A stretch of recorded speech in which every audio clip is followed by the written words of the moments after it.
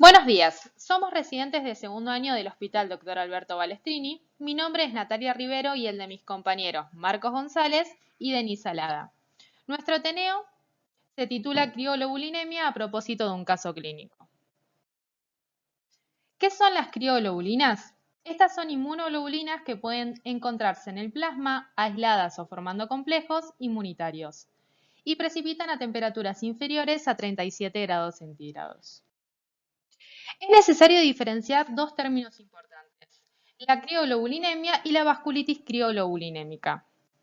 La primera se refiere a la presencia de crioglobulinas en sangre y la segunda a la coexistencia de síntomas relacionados con crioglobulinas. Bueno, respecto de la historia de las crioglobulinas, en el año 1933 las crioglobulinas fueron por primera vez observadas en neoplasias reticuloendoteliales. En 1943 se describió a un paciente con crioglobulinemia cuyas características clínicas sugerían una enfermedad mediada inmunológicamente. En 1947 son caracterizadas como gamma-globulinas y se descubren las crioglobulinas mixtas. En 1974 se crea la clasificación de Brouwer y por último en el año 1989 se descubre una asociación entre la presencia de crioglobulinas y el virus de la hepatitis C.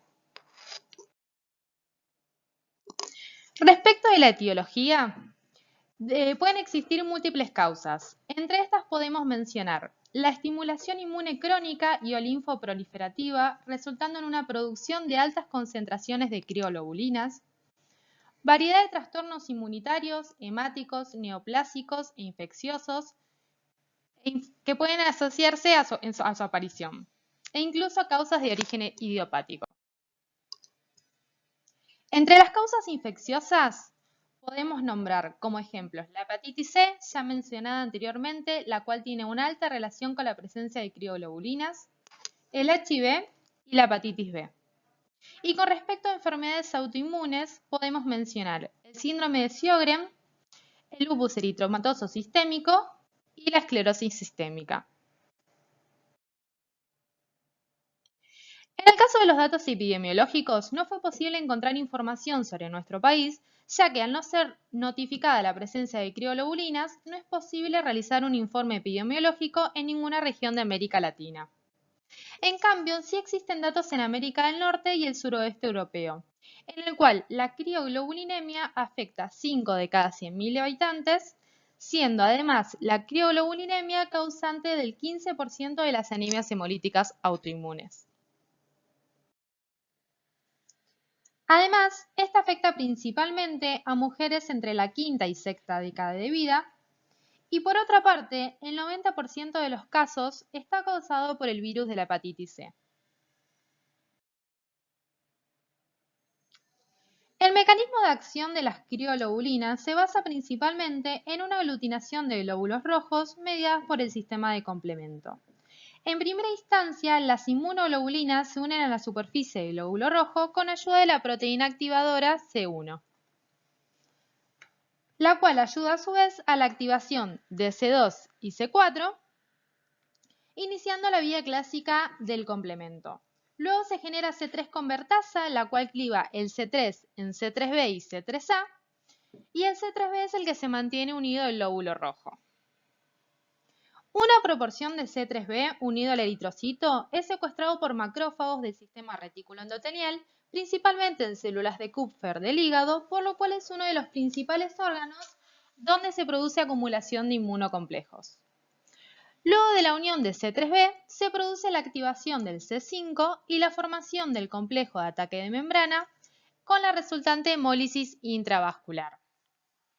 Es muy importante saber que este mecanismo se produce a una temperatura inferior a 37 grados centígrados, pero la unión del C3b al glóbulo rojo se mantiene estable a pesar del aumento de temperatura, por lo cual la hemólisis continúa produciéndose sin importar que la temperatura se restaure nuevamente a 37 grados centígrados.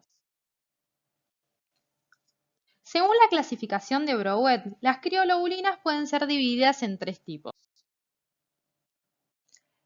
Las crioglobulinas tipo 1 son inmunoglobulinas monoclonales de tipo inmunoglobulina A inmunoglobulina G o inmunoglobulina M, la cual es la más frecuente. Este tipo de crioglobulinas representa el 10% del total de las crioglobulinas. Estas resultan de la expansión monoclonal de un clon de linfocitos que puede ser maligno, como en el caso de mieloma múltiple o la macroglobulina de Waldenström, secundarios trastornos como la leucemia linfoide crónica o indolente como la gamapatía monoclonal. En el caso de las crioglobulinas tipo 2 está asociado a un componente monoclonal con inmunoglobulina G policlonal. Estas tienen actividad de factor reumatoide, el cual conduce a la unión de la inmunoglobulina G policlonal al fragmento Fc de la inmunoglobulina monoclonal. Y por último, el tercer grupo de crioglobulinas son las tipo 3, las cuales están compuestas por complejos de inmunoglobulina policlonal con actividad de factor reumatoide. Tanto las crioglobulinas tipo 1 como tipo 2 son las que se encuentran englobadas en crioglobulinas mixtas. Respecto de las manifestaciones clínicas, estas son muy heterogéneas y se correlacionan de acuerdo al tipo de crioglobulina establecido por Brouwer. En el caso de las crioglobulinas tipo 1, estas suelen ser asintomáticas, pero también pueden presentar síntomas al igual que los otros dos tipos de crioglobulinas. Entre estos podemos mencionar la acrocianosis, el fenómeno de Raynaud, gangrena y la triada clásica púrpura, artralgias y astenia. A la hora de clasificar las manifestaciones, podemos realizarlo según el órgano afectado, en cutáneas, reumáticas, hepáticas, renales, neurológicas y pulmonares. En el caso de las manifestaciones cutáneas, estas son las manifestaciones más frecuentes. Las tres lesiones más típicas son púrpura palpable, pigmentación reticulada y vasculitis urticarial. En la primera imagen se puede observar las úlceras cutáneas y en la segunda la púrpura palpable.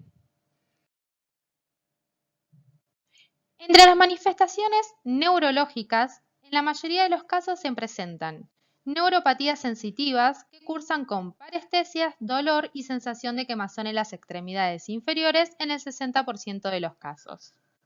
En el caso de las manifestaciones renales se observa glomerulonefritis membrano proliferativa mediada por inmunocomplejos donde existe una vasculitis de arterias renales de pequeño y mediano calibre y el depósito de inmunoglobulina M, G y C3. Entre los exámenes de laboratorio se puede determinar proteinuria, hematuria, cilindros hemáticos, creatinina sérica aumentada e insuficiencia renal progresiva.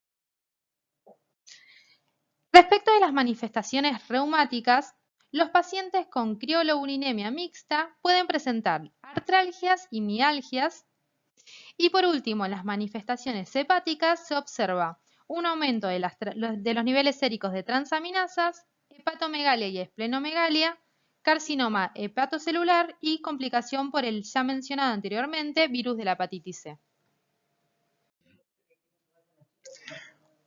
Bien. Una vez comprendemos lo que es las características de las crioglobulinemias, podemos pasar a la etapa ya de evaluación de laboratorio. Lo primero es considerar la etapa preanalítica, previa a los... En esta etapa debemos preparar primero el material con el que vamos a trabajar, el cual debe mantenerse a 37 grados previa a la extracción de la muestra. La misma debe ser de 10 mililitros con el objetivo de que la misma sea representativa. Incubarse 1 hora a 37 grados. Y luego se centrifugará a esta misma temperatura. Si en caso de no disponer de una centrífuga adecuada para esta ocasión, se debe cubrir el tubo con algún material que mantenga esa temperatura de 37 grados, la cual es temperatura fisiológica. En la etapa preanalítica también se debe agregar ácida sódica para solubilizar cualquier material posible precipitante. Debemos recordar que los anticuerpos con los que vamos a trabajar precipitarán a bajas temperaturas. Cualquier otro precipitado es un interferente. El suero que obtendremos también debe dividirse en 3 tubos. Cada uno cumplirá una función distinta. Un tubo al que denominaremos criocrito, otro tubo número 1 y otro número 2. A continuación los explicaremos. Y lo cierto es que todos estos tienen que estar, ahora sí, incubados a 4 grados, pero esta etapa suele ser la más larga debido a que requiere 5 a 7 días de incubación a dicha temperatura. Ahora en la etapa analítica.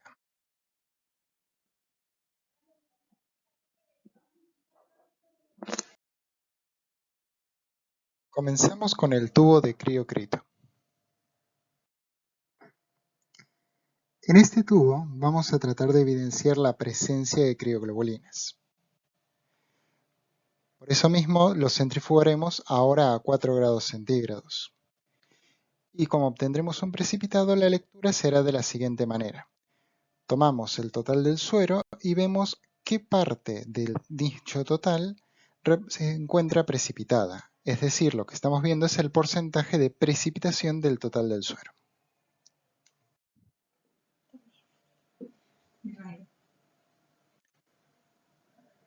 Ahora pasamos al tubo número 1.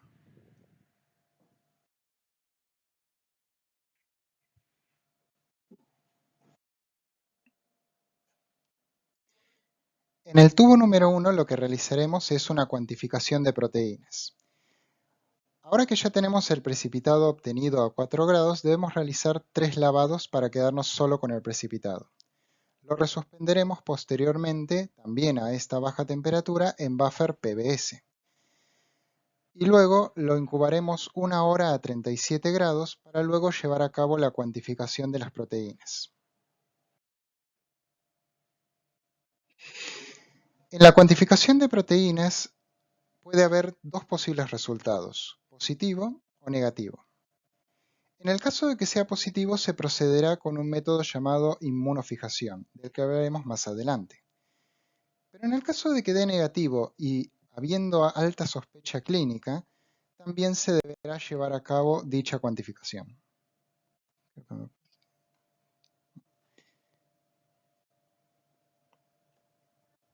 Bien, nos queda el tubo número 2, que será nuestro tubo blanco.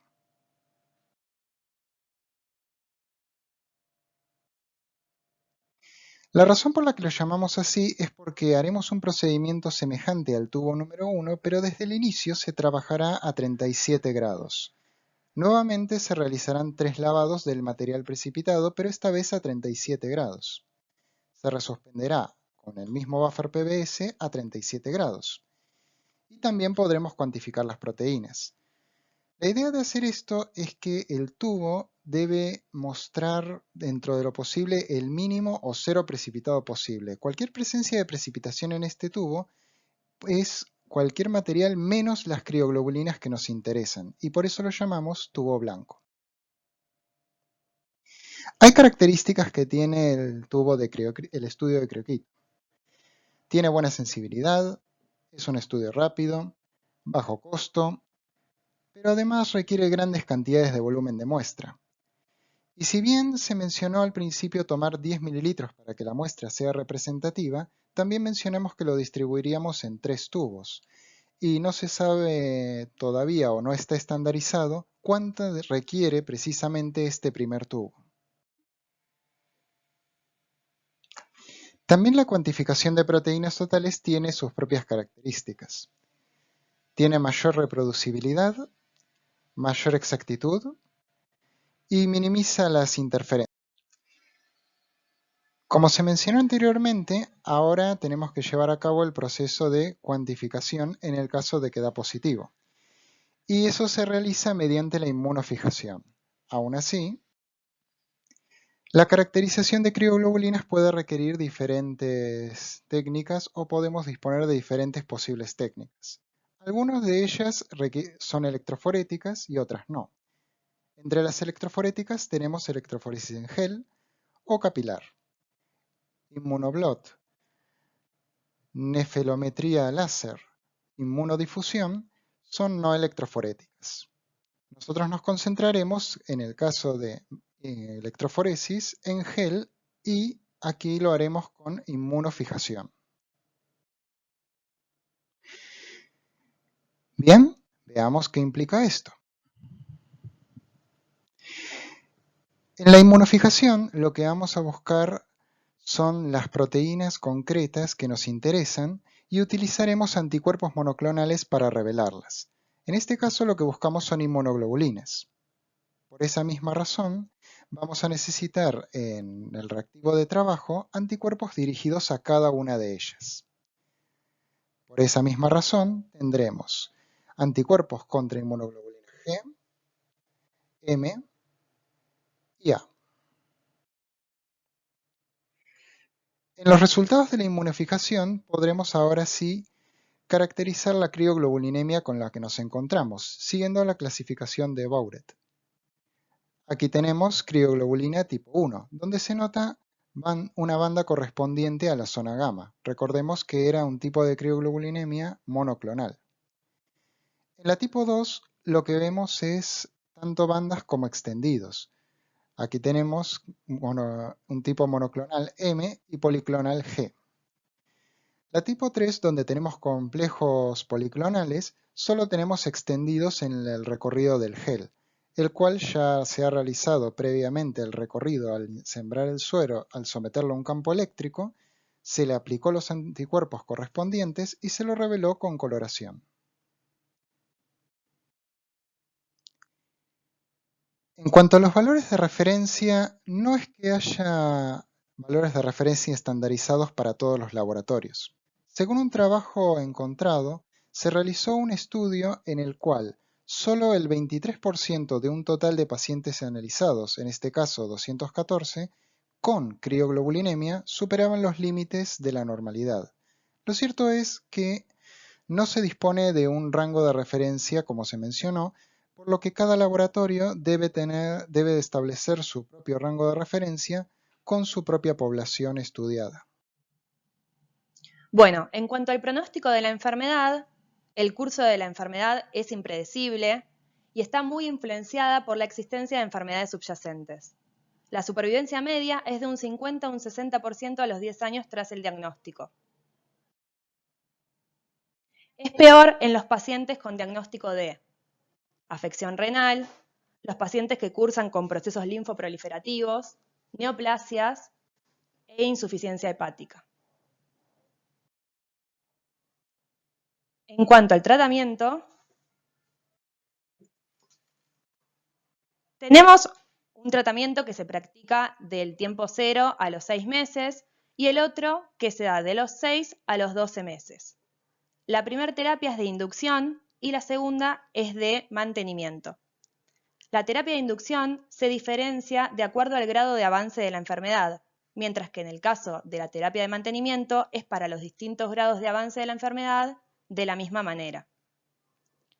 Bueno, la terapia de inducción en enfermedad leve se utiliza como tratamiento el interferón alfa, el cual pertenece a la familia de interferones y se usa, por ejemplo, para el tratamiento de la hepatitis C. Y también se utilizan corticosteroides, el cual funciona como un antiinflamatorio e inmunosupresor. Mientras que en la enfermedad moderada se utiliza ciclofosfamida en bolo, que es un agente alquilante, y corticosteroides, que como bien ya dije antes, cumple la función de antiinflamatorio e inmunosupresor. Y en el caso de que el paciente cuente con riesgo vital, se lleva a cabo la plasmaféresis, se da ciclofosfamida en bolo y también corticosteroides en bolo. Mientras que en la terapia de mantenimiento, que es de 6 a 12 meses, la misma es independiente de el grado de avance de enfermedad, ¿sí? Y en los tres casos se da interferón alfa y ribavirina, siendo la ribavirina un antiviral. A continuación, vamos a hablar del caso clínico, el cual consideramos uno de los temas más relevantes del Ateneo, ya que a raíz del mismo pudimos identificar crioglobulinas e investigar en profundidad sobre las mismas. Bueno, la paciente ingresa al hospital, es una paciente de 64 años, que ingresa a la guardia el 4 de diciembre del 2020 con mareos, dolor muscular y disnea. En cuanto a la anamnesis, la paciente se realizó una colecistectomía hace 10 años, tiene obesidad de grado 3, la cual está siendo tratada con nutrición hace 4 años con un nutricionista, y cuenta con hipertensión arterial, la cual está siendo tratada hace 3 años con un cardiólogo. En cuanto a los laboratorios, se puede ver el hemograma con la que la paciente ingresó, que cuenta con un recuento de Matías bajo de 1.600.000, un hematocrito y una hemoglobina disminuida también, un BCM aumentado ligeramente.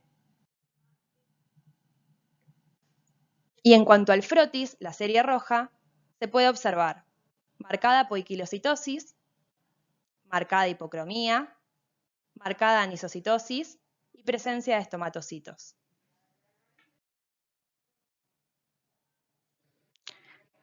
En cuanto a la hemoglobina glicosilada, este parámetro de control es usado de forma generalizada para la diabetes y algunas circunstancias, tales como las alteraciones eritrocitarias y de la hemoglobina, pueden modificar los valores de hemoglobina glicosilada e inducir a interpretaciones incorrectas.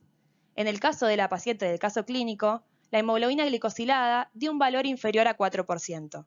Y en estos casos, la Asociación Argentina de Diabetes recomienda reevaluar los resultados que sean superiores al 15% o inferiores al 4%. Es por eso mismo que la alternativa está, por ejemplo, en medir las proteínas glicadas como la albúmina o la fructosamina. Mientras que el recuento de reticulocitos se encuentra también elevado, da 2.4%, mientras que el valor de referencia máximo es 2%. En cuanto a la química, se observa un aumento de la bilirrubina total y un aumento de la LDH sérica. Frente a este laboratorio de ingreso de la paciente, lo primero que se sospecha es de una anemia hemolítica que, según la Sociedad Argentina de Hematología, va a estar dada por una anemia macrocítica, plaquetas normales, reticulocitosis, LDH elevada, leucocitosis, bilirrubina aumentada y aptoglobina disminuida. La paciente de nuestro caso clínico presenta una anemia macrocítica, presenta reticulocitosis, LDH elevada y bilirrubina aumentada, mientras que no cumple con los criterios de leucocitosis y plaquetas normales. Cabe destacar que la aptoglobina no se pudo evidenciar, ya que no contamos con el insumo disponible para realizarlo en nuestro laboratorio. Frente a paciente con diagnóstico de anemia hemolítica, se demuestra la participación inmune mediante la prueba de Coombs directa. La misma consiste en la extracción de una muestra de sangre de un paciente que cuente con anemia hemolítica y los glóbulos rojos lavados se van a incubar con anticuerpos antihumanos, que serían el reactivo de Coombs. Los glóbulos rojos se van a aglutinar, los anticuerpos antihumanos se van a unir a los anticuerpos que se encuentran unidos a los glóbulos rojos. Esto siempre y cuando el resultado dé positivo. En el caso de nuestra paciente del caso clínico, la prueba de Coombs directa le dio positiva con 4 cruces, razón por la cual dedujimos que tiene anemia hemolítica autoinmune. Sin embargo, nos pareció importante destacar que durante el procesamiento de la muestra observamos que al colocar la misma en la heladera se evidenciaba un precipitado, mientras que si el tubo de muestra se llevaba a 37 grados, el mismo desaparecía. Esto nos llamó la atención y nos llevó a realizar una búsqueda exhaustiva sobre crioglobulinas y a querer presentar dicho caso clínico en este Ateneo. Otras pruebas de laboratorio que se realizaron son la medición del complemento sérico C3 y C4, que como bien comentó mi compañera, van a encontrarse disminuidas. Después se realizó la medición de anticuerpos anti-ENA y antinucleares, los cuales se van a encontrar, dieron positivos y se van a encontrar con alta frecuencia en enfermedades autoinmunes, como lupus eritematoso, lupus inducida por medicamentos y artritis idiopática juvenil. mientras que los marcadores tumorales se encontraron dentro de los valores de referencia. En cuanto al proteinograma, nuestro paciente es el número 7 y 8, se realizó por duplicado, y se observa una ligera hipoalbuminemia, así como también un ligero aumento en la banda gamma globulina. Lo que se realizó fue la determinación de las inmunoglobulinas IgA, IgM e IgG, observándose que este ligero aumento era a expensas de la IgG. Por último, nos pareció importante destacar que las plaquetas en esta paciente se encontraban disminuidas, ella se encuentra cursando una trombocitopenia, lo que no coincidía, digamos, con lo que establecía la Sociedad Argentina de Hematología, que decía que para anemia hemolítica las plaquetas tenían que estar normales. Mientras la paciente estaba en estudio, y gracias al trabajo en equipo de los médicos y el laboratorio, se llegó al diagnóstico de síndrome de Evans y de tumoración en fosa ilíaca derecha, la cual todavía está en estudio. El síndrome de Evans es una entidad clínica autoinmune que se manifiesta por la presencia de trombocitopenia y de anemia hemolítica. Se origina por anticuerpos que se dirigen contra las plaquetas y los glóbulos rojos, destruyéndolos.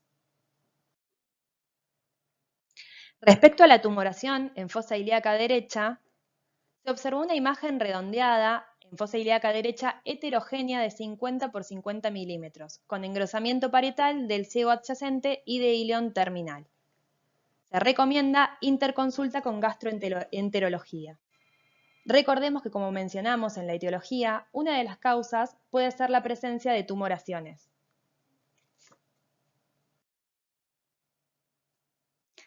Para finalizar, como conclusión del Ateneo, el curso de las crioglobulinemias es impredecible y está muy influenciado por la existencia de enfermedades subyacentes, la respuesta a los diversos tratamientos, las complicaciones que pueden ir apareciendo.